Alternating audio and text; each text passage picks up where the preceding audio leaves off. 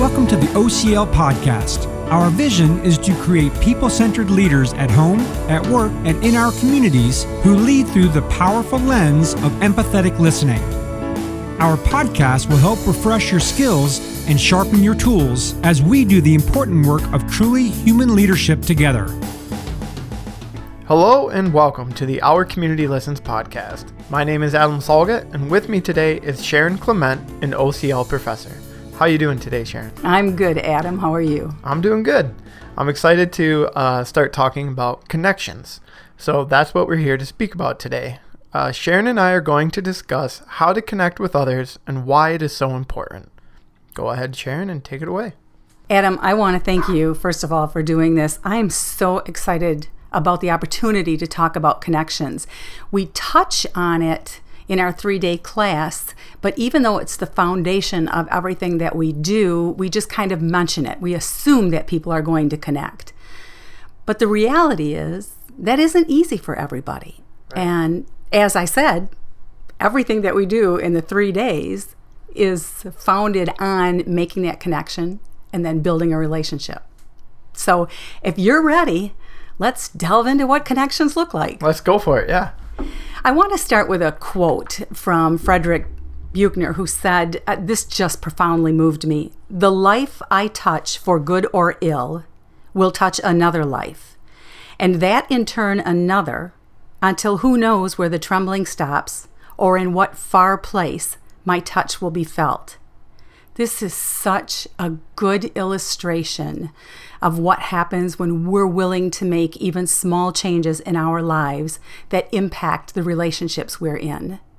And in turn, if we can impact relationships for the better, and those people go out and impact other relationships for the better, we've started this ripple effect, this movement that will reach much further than we can ever imagine. That's what I imagined seeing right away when I was visualizing that quote, was that ripple effect.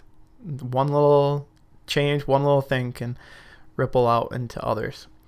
So when we're talking about connecting, how easy is it? And what if I'm considered a loner, which at certain times, some people might say that about me personally.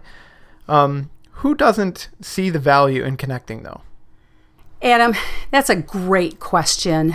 And I want to preface the rest of this discussion by saying, for some people, connections are a little more difficult. And some of us only need maybe 3 or 4 close relationships, close connections in our lives. There are others. I personally find it easy to go out and connect with every wait person that we encounter when we're out eating or with the clerks in the grocery store. But it's okay if whichever way you are, it's fine. I guess that's just what we want to say is play to your strengths and know that whether you have hundreds of relationships or just a few close ones, you have the power to change lives, to make an impact. I like hearing that reassurance a little bit because I'm one who does lean towards more is merrier. But my brother, for example, is definitely a bit more of a close-knit, those that are around him, and that's who he's good with. And it's nice to know that no matter which way we might fall, everybody's all right, one way or the other. That kind of ties into the whole OCL philosophy. Everybody matters. Yeah. So wherever you fall on the spectrum, you are important and you bring something to the table. So having said that, let's talk a little bit about connection. I want you to think for just a minute, what's the worst punishment that we inflict in our penal system currently? One of the things I think of is solitary confinement, that you get to a point where they're like, you can't even be around others, or that's your punishment. You're not going to be around others. Exactly. That isolation from other human beings can actually have profound mental effects if it's sustained for any length of time. So even those who claim to be loners, if you look closely, you will find that they still have relationships in their lives, and that's what keeps them going. We're built for that. We're wired for that. There are chemicals released in our brain when we make connections that help keep us healthy, that motivate us, that drive us, that give us a sense of purpose. So I want you to think about something else. If you look at the animal kingdom, this kind of fascinates me. in the grand scheme of things, human beings are really pretty low on the size and strength scale. And yet, we are the species that have managed to avoid extinction. We've built cities, nations, technology, industry. How did we do that? Well, we didn't do it alone. We did it together, correct? It took a community, it took connection and working together to accomplish those things. Absolutely. I'm smiling when you say that, and I just realized that smiles don't translate on podcasts, so bear with me here. That's all right. So what do we do with this information? I think about my own grandkids, and they're still in that innocent phase. They don't have the worries, the responsibilities of being an adult. They're basically uncorrupted by everything that we've dealt with. And if you think of your own, do you have young children? I have a 2.5-year-old, yeah. Oh, awesome. So what happens when you walk in the room and your child knows you're there? She is upset that I got in front of the TV. Oh. I'm just kidding. She oftentimes does meet me at the door. She wants a hug, and that's I almost get emotional thinking about it because it's the best feeling when you step in from a long day at work or even just 20 minutes from being outside and they want that hug, they want that connection, and so do I. Yeah. And I know kids have short attention spans. Right. And they can get excited and go off on other things. Right. But they need that instant where they meet your eyes. They become one huge smile, and you can tell you have just lit up their whole world. Yep. Just as they light up ours. Yep. So I think one of the things that I've thought about a lot is, if this is so important, if this brings such joy naturally, what makes it hard as we become adults to foster those connections? And one of the things that happens is we go through things. Everybody goes through stuff, right? Right. We get hurt, we're betrayed, we lose the people we love. And what we do also is we create stories in our head to explain the world around us. I'm thinking, even when I was a child, when mom and dad acted a certain way, or I was disciplined about something, or something happened, there was immediately in my head, there's a reason why all this happened, right? Mm-hmm. And especially in those formative years, the stories kind of focus on us. What did we do to create the situation? Right. So those are the stories that are in our head as we go through life. Well, add to that the situations that have happened, and we build this persona, and we try to protect who we are inside. We become very careful about what we let out to the world. And when we do that, when we limit ourselves, we limit others in their ability to connect. We put up walls, and that encourages others to put up walls. So when that happens, we have to consciously work to get around that. And one of the amazing stories that I found in TED Talks is, I hope I say her name right, Hetty Schleifer. She is a clinical psychologist and a relationship expert. She talked about her mother. Her mom and dad were both prisoners in a concentration camp. And in the end of 1943, beginning of 1944, it was her mother who actually orchestrated their escape. So she got herself and her husband out of prison, or out of the concentration camp. And then in 1944, when they were reunited in the free country, Hetty was conceived. So, of course, this woman, her mother, was her hero. Yeah. And the strength that she had radiated, how she saved that family, just all of those things through life were really moving to the girl. Well, fast forward to the present, and Hetty's mom is in a care facility. She has dementia, and for some time now, she hasn't even recognized her own daughter. And as Hetty was sitting there one day talking to her mom, she realized that even though she was there, she wasn't there. what was there was all of her emotion, her anger, her sense of loss, her frustration that this woman who was her hero, who was so strong, was reduced to this, to not even knowing her own daughter. And in that moment, Hetty made the conscious choice to step aside from all of those things that were weighing on her, to leave that hurt, to leave all those walls that she had built, and to cross the bridge, she called it, into the world where her mother lived now. She came alongside her mother with nothing but her presence and her love. She wrapped that around her. And if you know anything about OCL, the next thing that she did was just listen. Mm-hmm.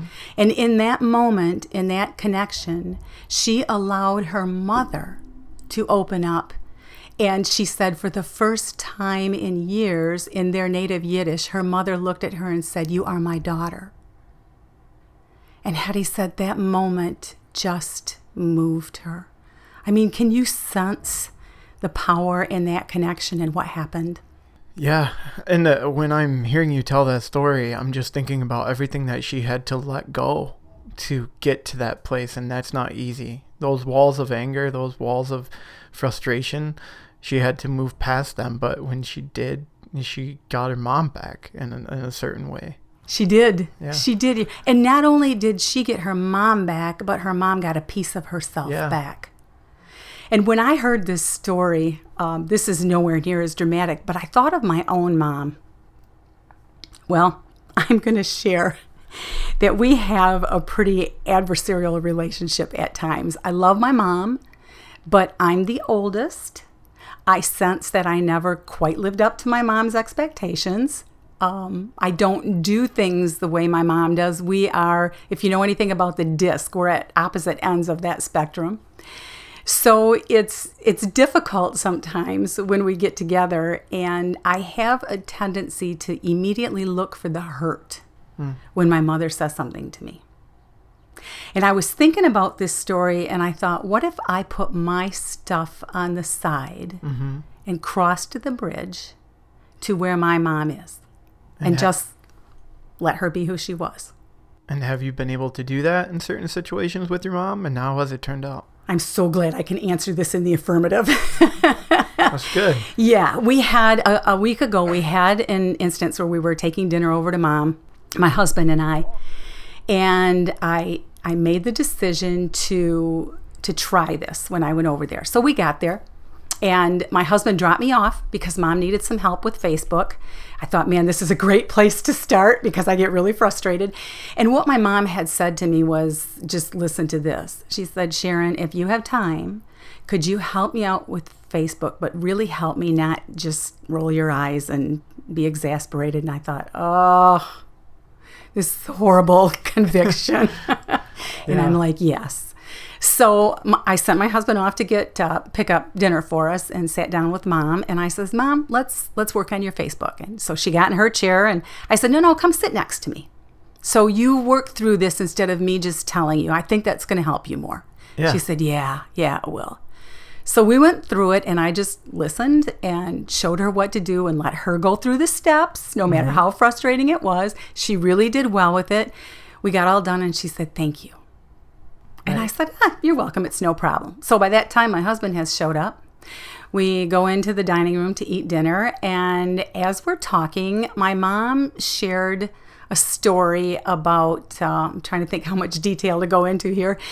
She shared a story about talking to the priest. We've had some issues in the church. We had left our church and we're going to a different one. And so talking to the priest, she said, I know that my kids don't go to the Catholic Church, but she said, I feel like they do such service and they walk the walk even better than other people I know. And I got up, I walked around the counter, I gave my mom a hug. She looked at me, she said, "Why'd you do that?" I said, "Thank you, Mom, for seeing what we do and for recognizing it." I said, "Your approval means so much." So the rest of the evening went on, and it was amazing. This woman just blossomed. She just opened up. And when we left, my husband looked at me and he said, "Did you do that intentionally?" And I said, "I did." And he said, "Well, I got to tell you, that was really fun." And he said, "When you like your mom, it makes it easy for me to like your mom." I was like, oh. That's cool to hear. That story that you've shared with your mom sounds like, and what we're speaking about here is a connection. The connection you got back with her, the connection you're continuing to make. Yeah. It's important. Yeah. And it didn't come really natural. I had to put all of my baggage on the side to really make that connection with Mom.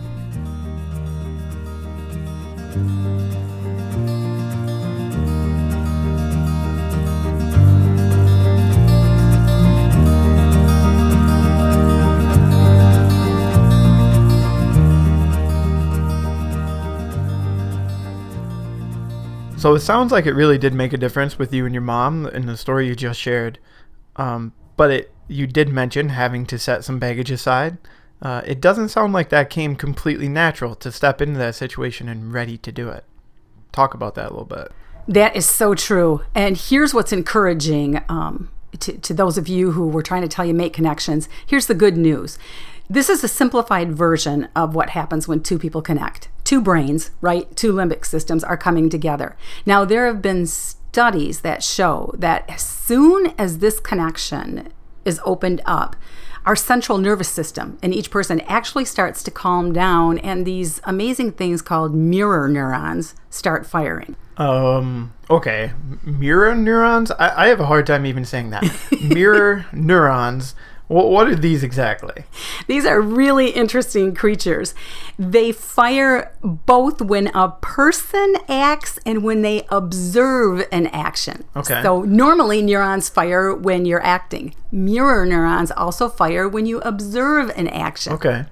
So stop and think about that. That's where empathy and compassion come from. That's what I was going to say. It seems like it's your brain making connection to what it's seeing in front of it. Exactly. Okay. Exactly. That's what allows us to feel with another person when we haven't even been in that exact same situation. Gotcha. So, and here's the other cool part of that is as those mirror neurons fire, they open up new pathways. So they make it easier to connect, to feel compassion, to feel empathy. So maybe the more we're doing it, the more we're trying to do it, the easier that empathy and those connections will come to us. You got it. That's exactly what it is. Awesome. So the first few times are going to feel awkward, and then a little less awkward, and then it becomes easier and easier as we go through this. That's amazing. So, yeah. And the benefits are just beyond measure. I want you to go back a little bit to when I was talking about crossing that bridge when Hetty went into her mom's world, and when I made the choice to cross that bridge and go into my mom's world. Well, the research on this relationship stuff, what they talk about is the space between two people. So the relationship actually exists in that space, right? We're on this side, they're on this side. Together we meet here in this space. Okay. That space always exists between two people. It's between you and I right now. What usually happens is we corrupt that space with our bias, our judgment, our view of things, our persona, right. All of the baggage that we bring into everything that we're involved in, right? Mm-hmm. So crossing that bridge means taking all of that stuff out, transcending that. And instead of going in with all of that, I go in with nothing but openness and curiosity, just to see, just open to anything that happens on the other side, anything that the other person has to offer. You're kind of meeting them where they are. It's exactly what you're doing. Yeah. Yeah. Yep, that's exactly it. And what it does is it gives them the freedom to tear their walls down and to meet you in that same space with nothing between, no judgment, no criticism, just acceptance.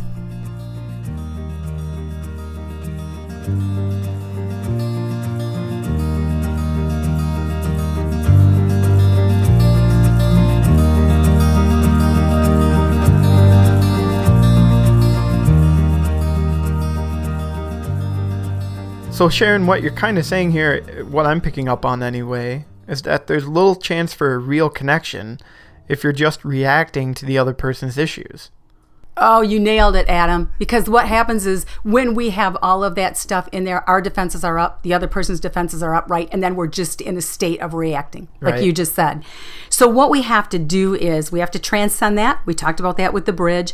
We have to let go of our issues. And here's a key. We have to really live in the present moment. Now, here's how we do this. That word again, listen. Yeah. We live in the present moment when we truly listen. When we listen with an open heart, a spirit of curiosity, and new eyes. When we do this, again, we open the door for others to be vulnerable, to open up and let their own light shine. And I'll tell you real quickly, when we were in professor training, one of the things that they told us is when you teach the class, as the professor, you set the level of vulnerability for the classroom. If on a scale of 1 to 10, you're willing to be vulnerable at a 7, your class will come up to a 6. If on the other hand, you're only at a 3, they're going to stay at a 2. So we open the door for others and how vulnerable we're willing to be. Right. In my class experience, I would 100% agree with you. The instructors that we had were very vulnerable, very open, and I'm a type of person that's an easy sharer.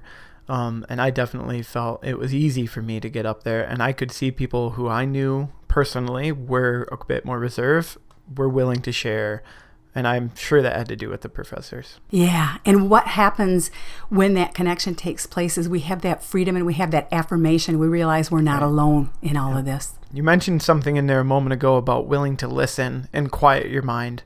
Sarah mentioned that once in a past podcast about being quiet doesn't necessarily mean just your mouth. It also means quieting your mind.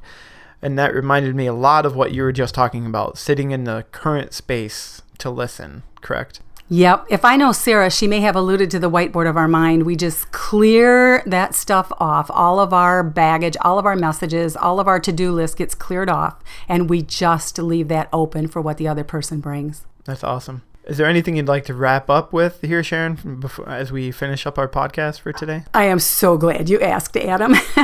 There is a quote from Marcel Proust, and I just love this.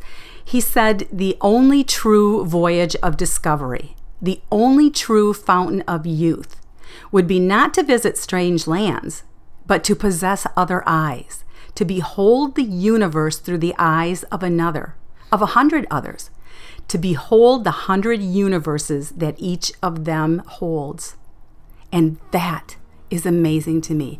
If I am willing to look at someone with new eyes, I can see a whole new world that can't help but bring depth and value to my world.